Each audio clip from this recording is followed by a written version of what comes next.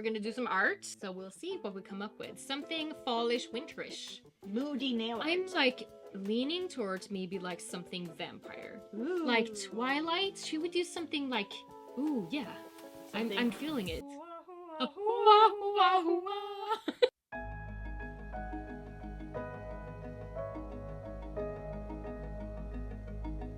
We have now officially transported over to the town of Forks, and we're about to create some nails that would fit a newly born vampire, aka Bella. If you are not one of those people who were obsessed over the Twilight books back in 2005 and later on the movies, then you probably have no clue of what I'm talking about.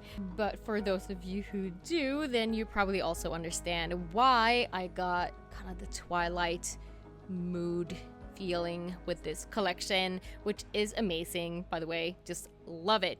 So we're starting out with a base with Kiss My Sass, and it would fit Bella once she is turned into a vampire, very sassy.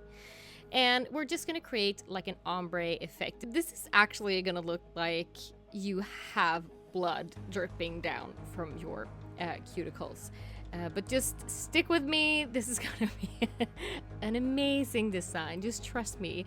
And so what I do here is that I take the color and I just do a very, very quick and easy like fade. So pulling it down from the cuticles to about half the nail.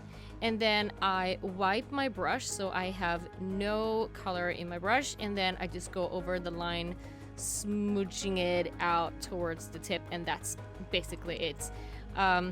Once you come back in, you want to make sure that you're cleaning the brush every time so you don't add more color to the nail. After a full cure, I'm gonna come in with Moody Blue as my tip color. And this is kind of funny because if I didn't have a collection to work with, I would instantly be drawn towards like using a black for the tip, you know, like red and black, which is amazing. It's a fabulous combination if you're doing vampire nails, obviously. But I didn't have a black, but I do have this blue, which is almost black. And I am so happy that I was forced into using this Moody Blue because the combination is stunning. I love this, and I would honestly not have thought of this myself. So just take that as a little tip for maybe a future design. Don't always go for like the obvious combinations. Just try something new and see what happens. So what I did with the blue is that I did pretty much the opposite of what I did with the red. So starting from a tip, I'm fading it down, cleaning my brush every time I try to fade out the blue into the red. And I am doing this into a cured layer, so the colors are not gonna mix, they're just gonna blend like an overlay almost. And then I cure that, and then I'm actually gonna do this one more time. And for each layer, I go a little bit higher so that we don't end up with like an empty space where there's no color in the center of the nail, if you know what I mean. So here, just continuing to fade it down. And this does not have to be perfect at all. This is a very like quick fade. So don't put too much effort into this. If you want to do this on a client and you maybe don't have too much time, just don't get all nitty-gritty into the details because we're gonna put some glitter on top of this. And that is actually something that is a very common problem or like issue for many nail techs, is that you end up getting so stuck in the details where they don't matter.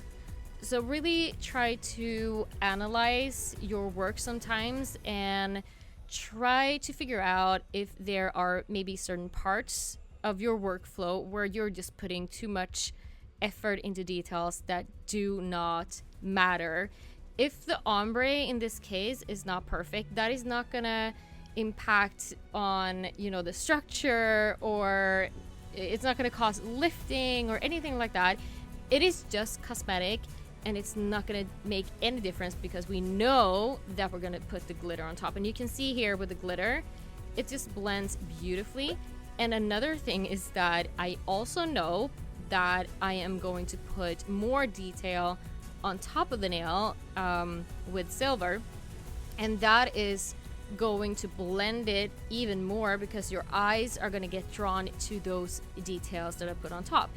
So when you are doing nail art, once again, just try to take a moment and analyze if you really have to be super picky and detailed with everything, because most likely you do not. And that is going to help you so much when it comes to just cutting down your time if you feel like you are taking too long. And you know, time is money, so we do need to think about working smart. But anyways, here is the final like base of the nail. I love this so much. You could definitely just go with this, and I put the flat mat on top and it's just gorgeous. I love the effect with a matte glitter on top of the nail, and especially when you have like an ombre effect. It is so nice.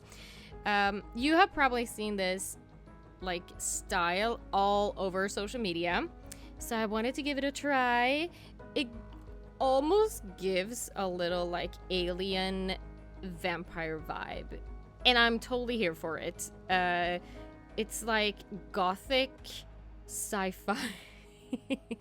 I love it. And you can of course do this design on like a short nail as well, but for this tutorial, obviously I wanted to have like long vampy pointy nails for my vampire sci-fi design.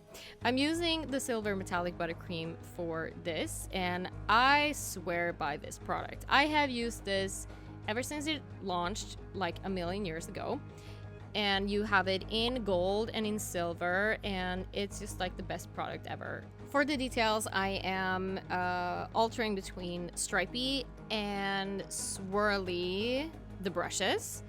And here I'm actually adding some super shiny to the silver metallic part. And this is to make sure that this part will have more contrast to the matte parts. So we have the metallic, the shine, and right next to it we have the matte glitter and the colors. So just work with textures and, you know, matte, shiny. It just takes your nail art game to the next level, and is so easy to do.